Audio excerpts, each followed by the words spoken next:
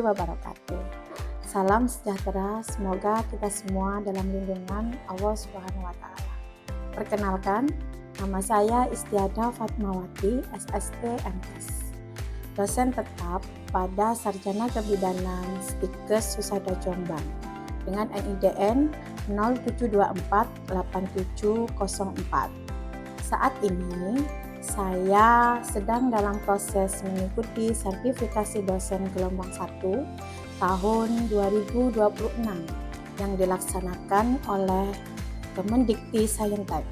Saya akan melaksanakan penyusunan diri dosen dalam unjuk kerja Tridharma Perguruan Tinggi atau PDD UK-TPP. Pada kesempatan ini, saya akan memaparkan mata kuliah yang saya ampu, yaitu asuhan pada bayi, balita, dan prasekolah dengan bobot 3 SKS.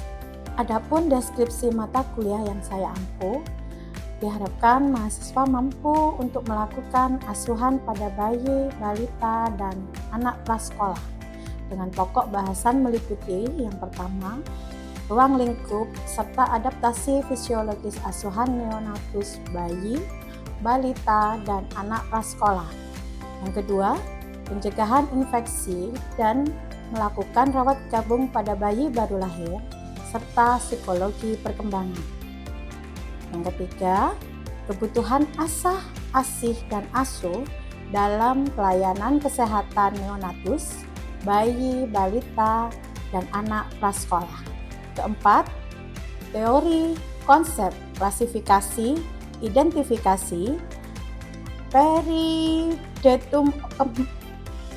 periode tumbuh kembang neonatus bayi, balita, dan anak prasekolah. Kelima, masalah lazim yang terjadi pada bayi baru lahir.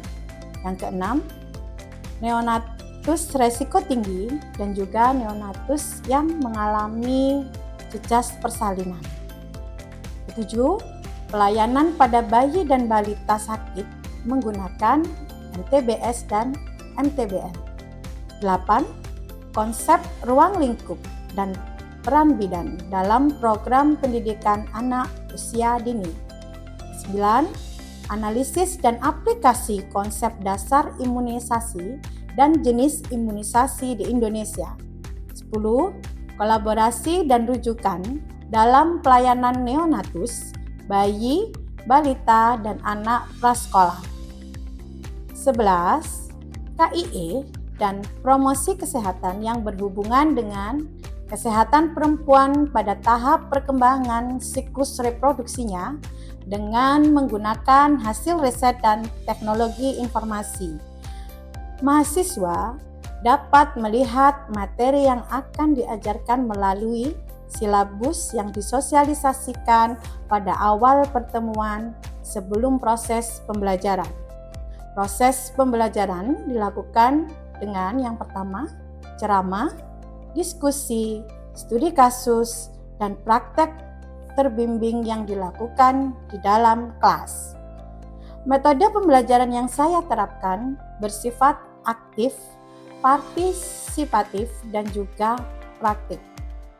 Untuk capaian pembelajaran mata kuliah ini yaitu yang pertama, menjelaskan ruang lingkup perubahan dan adaptasi fisiologis pada neonatus, bayi, balita, dan anak prasekolah.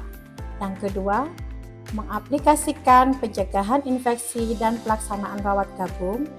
Yang ketiga, mampu menjelaskan kebutuhan asah, asih, dan asuh dalam pelayanan kesehatan neonatus, bayi, balita, dan anak prasekolah. Keempat, menjaga dan mengaplikasikan teori, konsep, klasifikasi, identifikasi, periode tumbuh kembang neonatus, bayi, balita, dan anak prasekolah, baik melalui DDST ataupun KPSP. Mengidentifikasi masalah lazim serta risiko tinggi yang terjadi pada neonatus. Poin yang keenam, mengaplikasikan penggunaan MTBM dan MTBS pada masalah bayi dan balita. 7. Mampu menjelaskan dan mengaplikasikan konsep jenis penyakit, jenis vaksin, kebutuhan KIPI, dan pencatatan pelaporan pada pemberian imunisasi pada bayi, balita, dan anak prasekolah. 8. Mampu menjelaskan konsep lingkup pelayanan dan peran bidan dalam pendidikan anak usia dini. 9. Mampu mengaplikasikan keilmuan kebidanan dalam menganalisis masalah dan memberikan petunjuk dalam memilih alternatif atau pemecahan masalah pada lingkup praktek kebidanan. Meliputi asuhan bayi, balita, dan anak prasekolah. 10. Mampu mendemonstrasikan tata laksana konsultasi, kolaborasi, dan rujukan. 11. Mampu mendemonstrasikan pendokumentasian asuhan kebidanan sesuai standar yang berlaku. Capaian yang ke-12, mampu mengembangkan KIE dan promosi kesehatan yang berhubungan dengan kesehatan perempuan pada tahap perkembangan, siklus reproduksinya, dan menggunakan hasil riset dan teknologi informasi. Untuk media pembelajaran yang saya gunakan yaitu RPS, PowerPoint, studi, kasus, dan video pembelajaran. Untuk penilaian di mata kuliah ini, UTS 20%, UAS 20%, tugas 30%, seminar atau praktek kelas atau diskusi 30%. Penilaian dilakukan secara objektif dengan menggunakan rubrik penilaian yang terukur dan hasilnya saya kembalikan ke mahasiswa sebagai bahan evaluasi guna meningkatkan kualitas pembelajaran pada mahasiswa. Proses pembelajaran yang saya lakukan yaitu menciptakan proses belajar aktif guna menyiapkan lulusan yang dapat bersaing dalam bidang kesehatan. Selanjutnya, saya akan menampilkan video pembelajaran mata kuliah asuhan pada bayi, balita, dan anak prasekolah. Assalamualaikum warahmatullahi wabarakatuh. Waalaikumsalam warahmatullahi wabarakatuh. Baik, untuk pertemuan pada siang hari ini, saya akan menjelaskan tentang asuhan pada bayi, balita, dan anak prasekolah. Capaiannya nanti next ya. Nah, yang pertama adalah konsep tumbuh kembang. Pengertian dari tumbuh kembang yang pertama itu tumbuh atau pertumbuhan. Nah, pertumbuhan adalah bertambahnya ukuran dan jumlah serta jaringan interseluler, berarti bertambahnya ukuran fisik dalam struktur tubuh. Ya, dalam arti sebagian atau keseluruhan jadi bersifat kuantitatif. Ya. Yang kedua, perkembangan. Perkembangan adalah bertambahnya kemampuan secara struktur dan fungsi tubuh yang lebih kompleks dan bersifat kualitatif. Nah, tahapan tumbuh kembang yang pertama masa prenatal atau masa intrauterin ya. Jadi pada tumbuh kembang anak pada masa prenatal itu sangat berpengaruh. Ya. Yang pertama adalah masa embrio ya, dari mulai konsepsi sampai umur kehamilan 8 minggu. Kemudian yang kedua masa fetus yaitu kehamilan 9 bulan sampai lahir. Nah, masa fetus itu ada dua, masa fetus dini dan masa fetus lanjut. Masa postnatal atau masa setelah lahir dimulai dari neonatal 0 sampai 28 hari. Masa bayi adalah masa bayi dini dan bayi akhir. Kemudian di masa prasekolah, anak usia 2 sampai 6 tahun. Masa sekolah atau masa prapubertas 6 sampai 10 tahun pada wanita. Kemudian pada laki-laki itu usianya 8 sampai 12 tahun. Masa adolescensi atau masa remaja pada wanita itu usia 10 sampai 18 tahun. Pada laki-laki usianya 12 sampai 20 tahun. Nah, ada perbedaan ya antara wanita dan laki-laki. Nah, ciri-ciri perkembangan yang pertama adalah perkembangan itu melibatkan perubahan. Ya, perubahan secara kemampuan. Ya. Kemudian yang kedua, perkembangan awal menentukan pertumbuhan selanjutnya. Bagaimana Bu kok bisa perkembangan awal itu menentukan pertumbuhan selanjutnya? Ya, biasanya kalau pada awal perkembangan itu sudah terjadi keterlambatan, maka akan berpengaruh terhadap tumbuh kembang di berikutnya. Gitu ya. Jadi harusnya contoh anak usia harusnya 3 tahun sudah bisa berbicara. Tapi ternyata ada speak delay. Maka juga nanti ke depannya akan berpengaruh terhadap tumbuh kembangnya. Gitu ya. Kemudian perkembangan mempunyai pola yang tetap, perkembangan memiliki tahap yang berurutan. Jadi berurut. Ketika salah satu nanti itu ada keterlambatan, maka berikutnya juga akan berpengaruh, ya. Kemudian perkembangan mempunyai kecepatan yang berbeda, ya. Setiap anak, ya, setiap individu entah laki-laki dan perempuan itu mempunyai tahap perkembangan yang berbeda-beda. Ada yang sama, ada yang tumbuh kembangnya lebih cepat, ada yang juga lebih lambat. Nah, perkembangan berkolerasi dengan pertumbuhan, jadi saling berkaitan, ya. Nah, faktor-faktor yang mempengaruhi pertumbuhan dan perkembangan. Yang pertama adalah faktor internal, ya. Yang kedua faktor eksternal atau lingkungan. Bu, internal apa saja?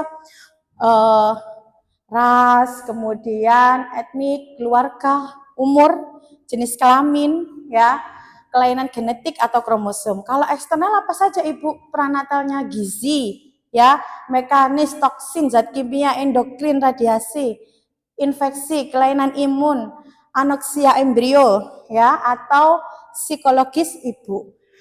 Bu, bisa enggak pengaruh? Kenapa harus psikologis Ibu? Kan ini kan yang berkembang adalah janinnya. Karena apa?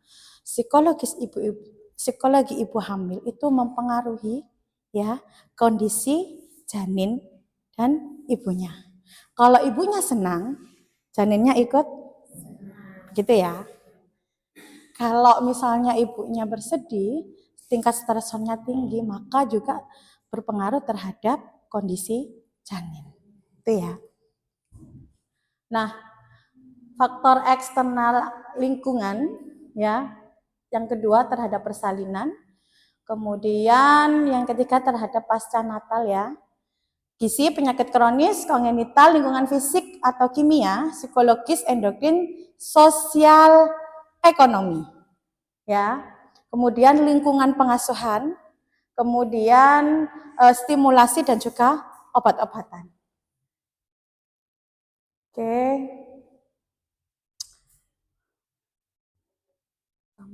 Nah, kebutuhan dasar tumbuh kembang anak. Ya, yang pertama ada kebutuhan fisik, ya, atau biomedik itu dinamakan ASOH. Ya. Kebutuhan akan nutrisi yang adekuat dan seimbang, kemudian perawatan kesehatan dasar dan imunisasi. Pakaian, perumahan, higien, kesegaran itu masuk di ASOH atau kebutuhan fisik. Kebutuhan yang kedua adalah emosi, kasih sayang. Pernah dengar asah, asih, asuh? Nah, 3 ini yang mempengaruhi kebutuhan dasar dalam tumbuh kembang anak. Bu, kalau kebutuhan akan ASih atau kasih sayang apa saja? Kasih sayang orang tua, kemudian rasa aman, harga diri, kebutuhan akan sukses, mandiri, dorongan, kemudian kebutuhan mendapatkan kesempatan dan pengalaman, dan rasa memiliki. Kenapa pola kasih sayang itu berpengaruh terhadap pertumbuhan dan perkembangan? Karena apa? Ketika anak di lingkungan yang asihnya baik, ya, maka berpengaruh juga ke perkembangan emosionalnya. Gitu ya. Oke, saya lanjutkan. Baik. Nah, kebutuhan yang ketiga yaitu kebutuhan akan stimulasi atau asah. Ini pendidikan. Ya, pendidikan ada 3. Ada pendidikan informal, ada pendidikan formal, dan juga ada pendidikan non formal. Kalau pendidikan informal itu dia membelajarnya di lingkup keluarga. Kalau pendidikan formal itu di sekolah dasar, ya, SD, SMP, SLTP, gitu ya, SMA, perkuliahan, gitu ya. Kemudian kalau pendidikan non formal itu seperti ekstrakurikuler, kemudian nanti ada les vokal dan yang lain-lain, ya. Gitu. Ini juga mempengaruhi tumbuh kembang. Nah, faktor yang secara khusus berpengaruh langsung terhadap tumbuh kembang, ya, genetik, saraf, hormon, gizi, kecenderungan sekuler, sosial ekonomi, musim dan iklim, latihan, penyakit, serta emosi. Ya. Nah, monitoring dari tumbuh kembang. Tanda-tanda tumbuh kembang fisik, ya. Yang pertama adalah ukuran atau antropometrik, gejala tanda lain pada rambut, gigi, otot, kulit, serta jaringan lemak dan darah. Kalau ukuran antropometrik itu biasanya berat badan, panjang badan, lingkar kepala, ya, itu ya lila atau lingkar lengan atas. Okay. Itu berpengaruh monitoring terhadap tumbuh kembang. Ibu, adakah pemeriksaan secara berkala untuk tumbuh kembang pada anak? Ada. Ya. Di pertemuan selanjutnya saya akan menjelaskan tentang SDI-DDTK, kemudian cara mendeteksi tumbuh kembang pada anak. Kalau untuk tumbuh kita di ukuran tadi ya. Kalau untuk perkembangan nanti ada perkembangan bahasa, ya, kemudian motorik halus, motorik kasar, dan personal sosial. Itu nanti yang kita nilai di perkembangan pada anak. Nah, ini ya, ciri-ciri perkembangan anak. Ya. Yang pertama adalah dimulai masa prenatal. Kemudian perkembangan mempunyai berbagai dimensi yang saling berhubungan. Tadi sudah saya jelaskan di depan. Perkembangan berlangsung pada tahap yang dapat diramalkan dan proses belajar terjadi pada sekuen yang dapat dimengerti, ya. Tetapi terdapat variasi, ya, tergantung dari individu, ya. Terkadang nanti pada saat menilai tumbuh kembang, mendeteksi, ya, setiap anak itu nanti hasilnya ada yang sama dan ada yang tidak, karena banyak sektor atau penilaian yang harus dikerjakan pada deteksi tumbuh kembang. Ya, perkembangan dan belajar berlangsung berkelanjutan dengan hasil dan interaksi dengan orang, benda, dan lingkungan sekitarnya. Anak sebagai peserta yang aktif dalam proses perkembangan dan belajarnya. Nah, masalah yang sering terjadi pada perkembangan anak yang pertama adalah gangguan perkembangan fisik, ya. Perlu pemantauan yang kontinu terhadap berat badan, tinggi badan, lingkar kepala, umur, tulang, dan pertumbuhan gigi. Makanya pada saat posyandu, ya, itu kan mesti dilakukan pengukuran, gitu ya. Kemudian kalau yang kedua gangguan perkembangan pada motorik, ya, Yang lambat dapat disebabkan oleh hal-hal di bawah ini. Yang pertama ada faktor keturunan, bisa lingkungan, kepribadian, retardasi mental, kemudian kelainan tonus otot, obesitas, penyakit neuromuskular dan buta. Ini mempengaruhi perkembangan pada anak, itu ya. Karena kalau sudah kita berbicara tentang gangguan perkembangan motorik, itu sudah motorik halus dan motorik kasar dinilai. Ya, gangguan perkembangan bahasa. Tadi saya sebutkan di depan, perkembangan ada motorik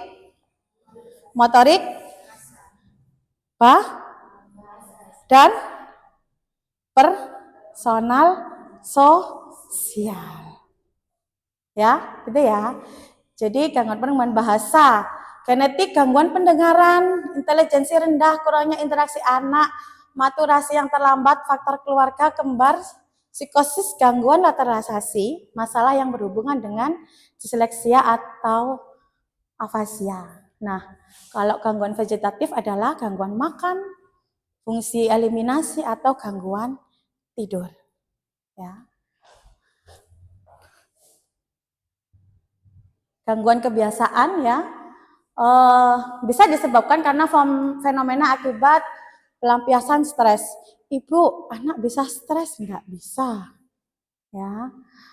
Membentur-benturkan kepala, menggoyang-goyangkan tubuh, menghisap jari, menggigit kuku, mencabut rambut, menggerakkan gigi, memukul, mengulang, dan aerofagia.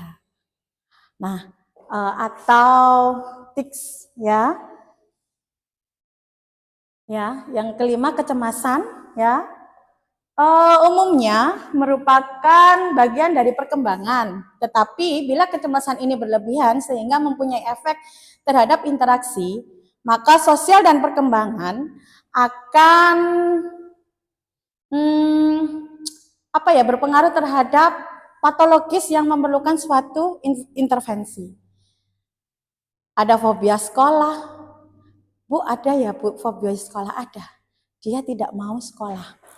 Karena apa? Banyak faktor. Ya.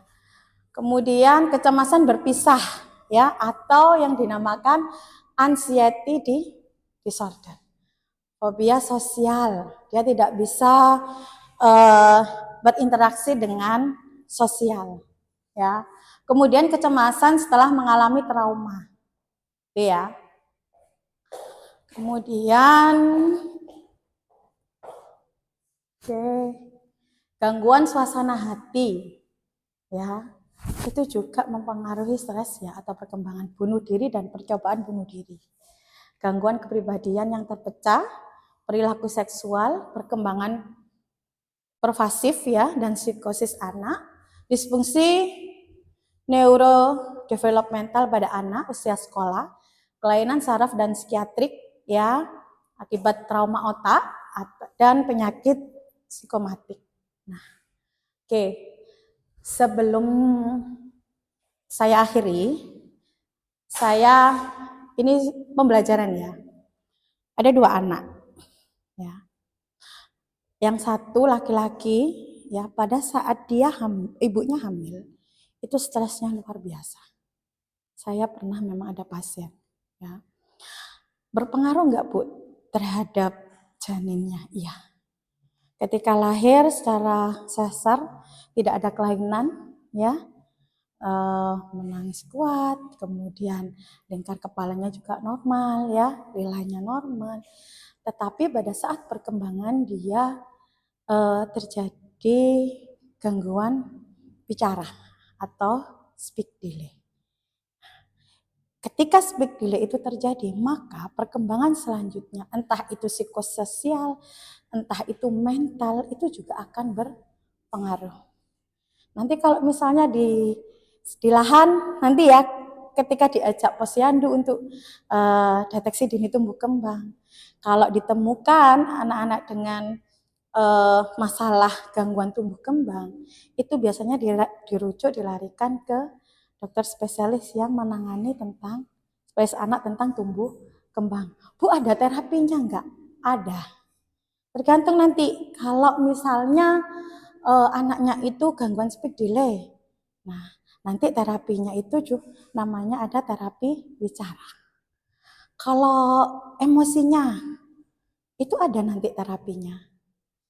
Ya, okupasi kalau nggak salah namanya. Gitu ya. Dari penjelasan saya, apakah ada yang ingin ditanyakan? Silahkan.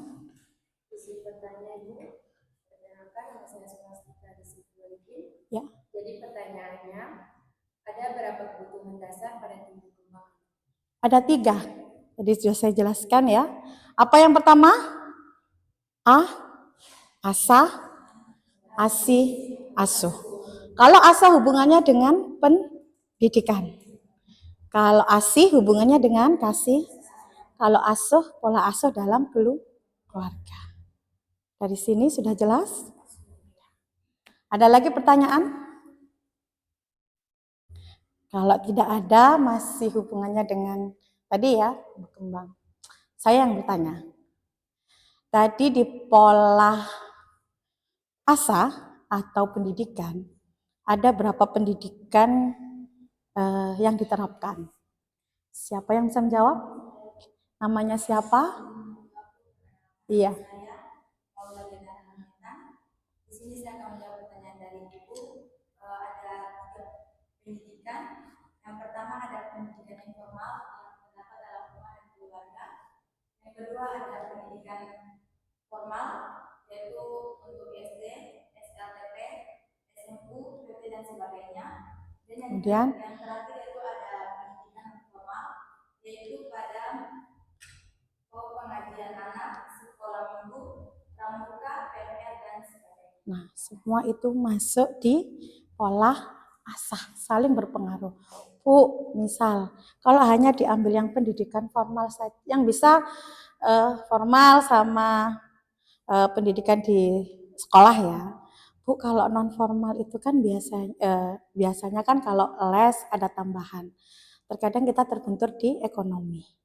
Ya, jadi boleh tidak Bu, hanya yang 2 saja, yang 3 karena mungkin keadaan ekonomi boleh. Ya, karena sebenarnya non formal tidak harus juga kita ke tempat les. Ada lingkup keluarga mungkin yang bisa bernyanyi, ya, atau yang bisa bermain musik itu kan juga bisa diajarkan. Gitu ya. Oke. Terima kasih untuk pertemuan kali ini. Kalau tidak ada pertanyaan lagi, saya akhiri. Untuk pertemuan selanjutnya, saya akan menjelaskan tentang deteksi dini tumbuh kembang.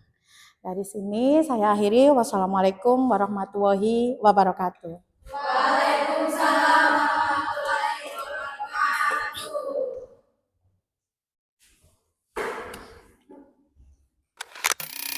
Baru saja Anda menyaksikan cuplikan proses pembelajaran saya terkait mata kuliah asuhan pada bayi, balita, dan anak prasekolah di Sarjana Kebidanan Stikes Husada Jombang. Dalam hal ini, saya berharap cuplikan pembelajaran tersebut dapat memberikan gambaran yang nyata mengenai pendekatan yang saya terapkan di dalam kelas. Semoga video ini dapat menjadi pertimbangan yang baik dalam proses penilaian sertifikasi dosen tahun 2026 yang saya ikuti. Akhir kata saya ucapkan, Assalamualaikum warahmatullahi wabarakatuh.